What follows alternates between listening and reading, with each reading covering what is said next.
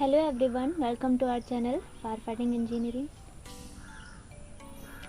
आज की इस वीडियो में हम बात करेंगे फायर अलार्म सिस्टम का एक पार्ट जो होता है, इसको कहते हैं हीट डिटेक्टर।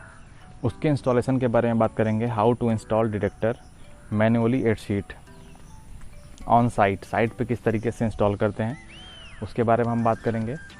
आपको एक वीडियो दिखाएंगे साइट की जहाँ पे हीट डिटेक्टर को इंस्टॉल किया जा रहा है एक आर्मस्ट्रांग की सीट पे। किस तरीके से इंस्टॉल किया जाता है उस चीज़ के बारे में हम देखेंगे, साथ ही साथ जानेंगे भी कि हीट डिटेक्टर क्या होता है, इसकी वर्किंग किस तरीके से होती है। सबसे पहले देख लीजिए, ये हमारा साइट है। साइट पे काम चल रहा है अभी फायर अलार्म सिस्टम का। उसका जो इनपुट डिवाइस होता है हीट डिटेक्टर, हीट डिटेक्टर को कैसे इंस्टॉल करते हैं मैनुअली। जो हमारी सीलिंग होती है उसमें इस चीज़ के बारे में देख लेते हैं। ये देखिए, ड्रिल मशीन से आर्मस्ट्रांग का जो ये हमारी सीलिंग है। आर्मस्ट्रांग की सीलिंग जनरली थोड़ी कॉस्टली होती है, और भी सारी सीलिंग होती है, जैसे पीओपी की सीलिंग है, वुड की सीलिंग होती है, उनमें भी इंस्टॉल करते हैं। लेकिन जहाँ थोड़ा कॉस्टली होता है, जहाँ पे एरिया थोड़ा सा हॉट होता है, जैसे किचन हुड हो गया, इस जैसी चीज़ों में हम जनरली आर्मस्ट्रांग की सीट लगाते हैं। ये कॉस्टली भी होती है, और क्योंकि कॉस्टली होती है और ये हीट को बियर कर सकती है, इसलिए यहाँ पे हम आर्मस्ट्रांग की सीट लगा रहे हैं। ये देखिए किस तरीके से फिक्सिंग की जाती है। हीट डिटेक्टर के दो पार्ट होते हैं, एक इसका बेस का पार्ट होता है और एक ऊपरी पार्ट होता है, इसे कैप कहते हैं, जिसमें एलईडी फिक्स होती है, अपर पार्ट और लोअर पार्ट। तो जो बेस का पार्ट होता है, लोअर पार्ट होता है, उसको हम सीट में फिक्स करते हैं। अब सीट में किस तरीके से फिक्स करते हैं वो भी देख लेते हैं। फिक्स करने का ये तरीका होता है कि सबसे पहले हम उस सीट का, जितना रेक्टेंगुलर सीट होती है हमारी, तो उस रेक्टेंगुलर सीट का सेंटर लेते हैं। उस सेंटर में हम एक सेंटर में बेस को रखते हैं। उसके बाद जहाँ पे भी उसका स्क्रू का दो पॉइंट होता है, वहाँ पे हम होल मारते हैं। होल मारने के बाद दोनों स्क्रू को टाइट करते हैं। ये इस तरीके का कुछ प्रोसेस होता है जिसके थ्रू हम हीट डिटेक्टर को फिक्स करते हैं सीट में। अभी जो स्क्रीन पे आपको दिखाई जा रहा है, ये आर्मस्ट्रांग की सीट है, ये पीछे का हिस्सा है, और जो देखिए मैंने हाथ में पकड़ा हुआ है, ये बेस जो हीट डिटेक्टर या फिर स्मोक डिटेक्टर का होता है, ये चीज़ बेस होती है। इस चीज़ को हम सीट में फिक्स करते हैं, सीलिंग जो होती है हमारी उसमें फिक्स करते हैं। देखिए, सबसे पहले हम आपको दिखाते हैं। ये हमने मेज़र टेप लिया, मेज़र टेप से हमने इसका सेंटर देख लिया, सेंटर क्या आ रहा है। सेंटर यहाँ पे कुछ समथिंग 16 इंच आएगा। उसके बाद उस 16 इंच में हम ड्रिल मशीन के थ्रू हम ड्रिल बिट का साइज़ ही वही रखते हैं जो कि हमारा स्क्रू का साइज़ होता है। छोटी सी पतली सी ड्रिल बिट आएगी, और उस ड्रिल बिट के सहारे देखिए ड्रिल मशीन के थ्रू हम इसको होल करते हैं वहाँ पे। जनरली हम 2 स्क्रू यानी 2 होल करते हैं 2 स्क्रू के लिए, जिससे कि इसका बेस प्रॉपरली फिक्स हो जाए सीट के अंदर, सीलिंग के अंदर। ये हमने देखिए पहला होल किया। उसके बाद इसको हम स्क्रू से टाइट कर देते हैं। जो हमारा मैनुअल होता है, जो मैनुअल हमको प्रोवाइडेड है हीट डिटेक्टर का, उसमें सारे के सारे स्टेप दिए हुए हैं। उसमें यहाँ तक ये भी दिया हुआ है कि किस तरीके से हम स्क्रू को रोटेट करते हैं, मतलब कि क्लॉकवाइज रोटेट करेंगे तो वो हमारा स्क्रू टाइट हो जाता है। ये देखिए, क्लॉकवाइज रोटेट करने के बाद इसने स्क्रू को टाइट कर दिया। अब हम दूसरे होल के लिए उसकी देखिए, दूसरे होल में हमने स्क्रू लगा दिया। इस तरीके से स्क्रू को लगा के हम हीट डिटेक्टर को सीट में फिक्स कर लेते हैं। और ये सीलिंग पे लगाने से पहले हम ये पूरे पार्ट को, बस केवल बेस वाले पार्ट को सीट के सहारे सीलिंग पे लगा देते हैं। उसके बाद वहाँ पे केबलिंग की रहती है, ऊपर से ही ऊपर सीट के केबलिंग की रहती है। हमारा वायर वहाँ पे रहता है, वायर के थ्रू इसके बेस को हम कनेक्टेड कर देते हैं। और उसके बाद जो इसका अपर पार्ट होता है, यानी जिसमें एलईडी होता है, कैप का जो पार्ट होता है, इसके ऊपर से लगा देते हैं। वो पार्ट बस उसमें फिक्स करना होता है। एक टाइप का हुक दिया रहता है इस बेस वाले पार्ट में। हुक का एक हिस्सा इसमें होता है और दूसरा हिस्सा एलईडी वाले पार्ट यानी कैप के पार्ट में होता है। उस चीज़ को हम रोटेट करके वहाँ पे फिक्स कर देते हैं, और हमारा इसका काम ख़त्म हो जाता है कि सीट का फिक्सिंग का काम कैसे होता है। अभी देख लीजिए, ये दूसरा सीट हम लगाने जा रहे हैं, यानी दूसरे सीट पे, दूसरे सीलिंग पे हम डिटेक्टर को लगाने जा रहे हैं। देखिए 16 इंचेस पे इसका सेंटर आ रहा है। सेंटर पे हम मार्क किए हैं। मार्क करने के बाद हम वहाँ पे हीट डिटेक्टर का बेस रखेंगे और बेस रखने के बाद कैलकुलेट कर लेते हैं कि कितनी दूरी पे इसके दोनों स्क्रू वाले पार्ट आते हैं और दोनों स्क्रू वाले एरिए पे हम वहाँ पे ड्रिल मशीन से ड्रिल करते हैं और हीट डिटेक्टर या फिर स्मोक डिटेक्टर के बेस को रख के वहाँ पे हम स्क्रू से फिक्स कर देते हैं। तो ये फिक्सिंग का प्रोसेस होता है कि किस तरीके से हीट डिटेक्टर या फिर स्मोक डिटेक्टर को सीट में फिक्स करते हैं। ये पर्टिकुलरली आर्मस्ट्रॉन्ग की सीलिंग के लिए बताया गया है। हीट डिटेक्टर को अगर हम हीट डिटेक्टर की बात करें तो हीट डिटेक्टर या फिर स्मोक डिटेक्टर और एमसीपी, ये तीनों जो पार्ट होते हैं ये फायर अलार्म सिस्टम के इनपुट डिवाइसेस होते हैं कि इनसे इनपुट का सिग्नल जाता है फायर अलार्म सिस्टम को। उसके बाद आउटपुट के जो डिवाइसेस होते हैं वो काम करती हैं। तो ये इनपुट डिवाइसेस होते हैं। हमने हीट डिटेक्टर, स्मोक डिटेक्टर और फायर अलार्म सिस्टम के जो जितने भी पार्ट होते हैं, जितने भी डिवाइसेस होती हैं, उन पे बहुत सारी वीडियो बना रखी हैं, आप उनको ज़रूर देखें। ये हमारी जो वीडियो है ये स्पेशली फिक्सिंग के ऊपर है कि किस तरीके से फिक्स करते हैं एक स्मोक डिटेक्टर को सीलिंग में, उससे रिलेटेड ये वीडियो है। इसके साथ जो हमारा हीट डिटेक्टर या फिर स्मोक डिटेक्टर जो हम स्टॉक में ख़रीदते हैं उसके साथ हमको एक मैनुअल दी जाती है। मैनुअल में एक एक चीज़ उसका स्पेसिफिकेशन, जो भी हमारा डिटेक्टर या फिर हीट डिटेक्टर है या स्मोक डिटेक्टर है उसकी सारी स्पेसिफिकेशन उसमें दी हुई होती हैं। उस स्पेसिफिकेशन के अंतर्गत ही हम सारे काम करते हैं। अब हम आपको एक चीज़ दिखाते हैं जो वो मैनुअल की जो मैं बात कर रहा था, उस मैनुअल का एक पेज दिखाते हैं। उस मैनुअल के पेज में क्या क्या दिया रहता है, एक एक इन्फॉर्मेशन उसको पूरी डिटेल में कैसे दी होती है उसको भी दिखा देते हैं। और साथ ही साथ ये भी दिखाते हैं कि जो हमारा स्मोक डिटेक्टर या हीट डिटेक्टर होता है उसके बेस में, उसके पीछे क्या लिखा रहता है, क्या क्या स्पेसिफिकेशन दी रहती हैं, उसके अकॉर्डिंग हम सारा का सारा काम करते हैं। कितना उसमें करंट चाहिए, कि कौन सा मेक होता है, उन सारी चीज़ों के बारे में हम बात करेंगे। एक बार देख लेते हैं कि कौन कौन सी स्पेसिफिकेशन दी हुई हैं स्मोक डिटेक्टर के पीछे। जो भी स्पेसिफिकेशन दी रहती हैं, जनरली कोई भी डिवाइसेस होता है उसके पीछे ही दी रहती हैं कि उसमें क्या करंट हमको देना है, कितना वोल्टेज देना है, कितना टेम्परेचर होता है, उन सारी की सारी स्पेसिफिकेशन उसके पीछे दी रहती हैं। या फिर जो उसका बॉक्स होता है उस बॉक्स पे दिया रहता है। बिना इन्फॉर्मेशन के कोई भी डिवाइस हम ऐसे ही सेल नहीं कर सकते हैं, ऐसे परचेज़ नहीं करते हैं, तो उस चीज़ का भी दिया रहता है। देखिए शीट है हमारी, सीट पे ये हमारा डिटेक्टर सारा का सारा सबसे पहले इसी तरीके से हम फिक्स कर लेते हैं।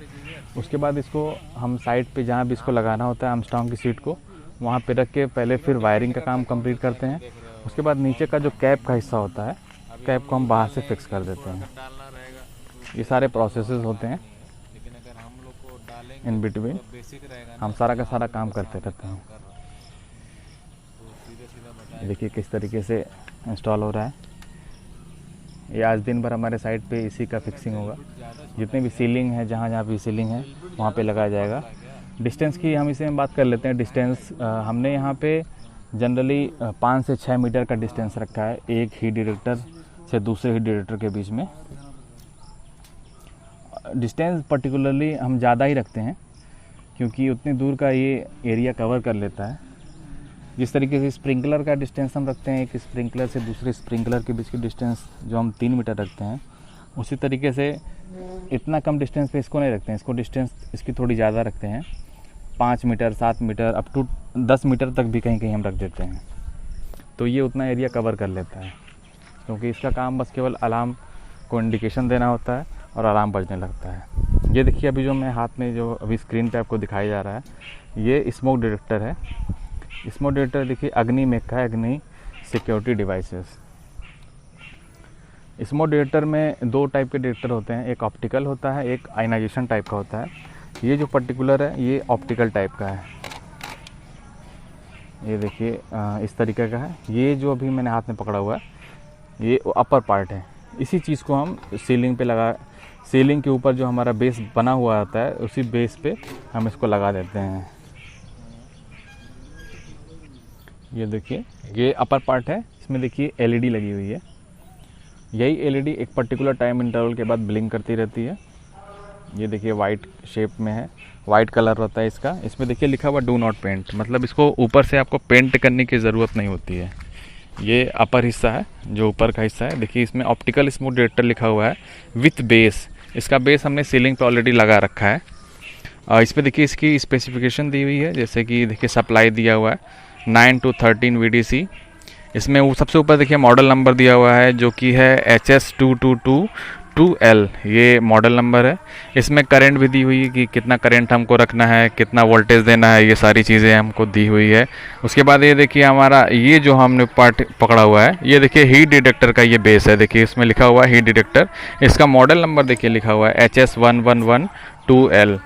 ये लिखा हुआ सप्लाई देखिए 9 to 30 VDC दिया हुआ है। स्टैंडर्ड करंट 40 माइक्रो एम्पियर दिया हुआ है। और स्टार्टअप टाइम देखिए 30 सेकंड दिया हुआ है। स्टार्टअप टाइम का मतलब होता है कि ये 30 सेकंड तक, जैसे आग लगने के स्मोक या फिर हीट क्रिएट होने के बाद 30 सेकंड के बाद ये सिग्नल देना स्टार्ट कर देती है। और वायरिंग कनेक्शन दिया हुआ है। साइकिल टाइम देखिए 1 to 3 सेकेंड साइकिल टाइम दिया हुआ है। साइकिल टाइम का यही मतलब है जो ब्लिंक करता रहता है हमारा एलईडी का बल्ब, वो कितने टाइम के बाद ब्लिंक करता रहता है। तो 1 to 3 सेकेंड, जनरली कहीं कहीं 10-10 सेकेंड भी रहता है, उतने टाइम के बाद ब्लिंक करता है। तो ये सारी चीज़ें स्पेसिफिकेशन थी हीट डिटेक्टर की।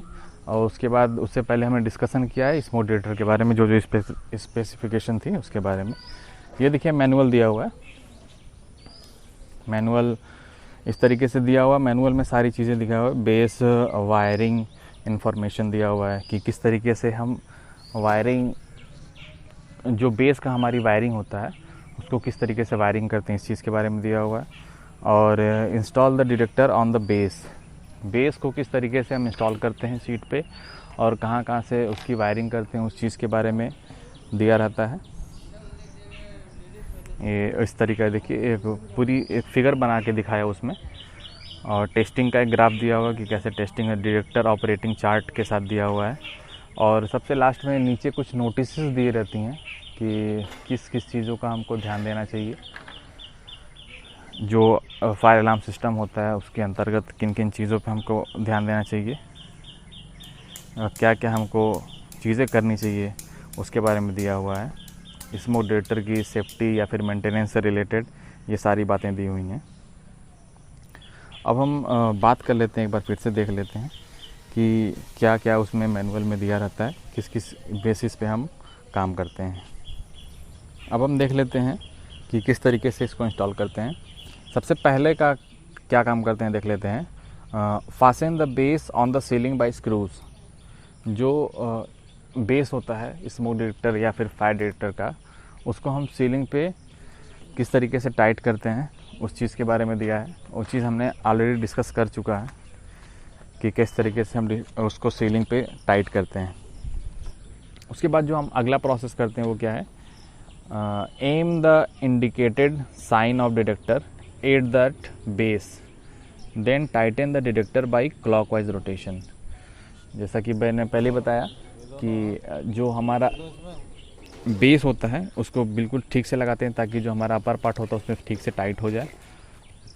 और टाइट करने के लिए हम स्क्रू को क्लॉकवाइज डायरेक्शन में रोटेट करते हैं। ये हो गया। Before installation please make sure to clean up the building wastage and dust in the installation area.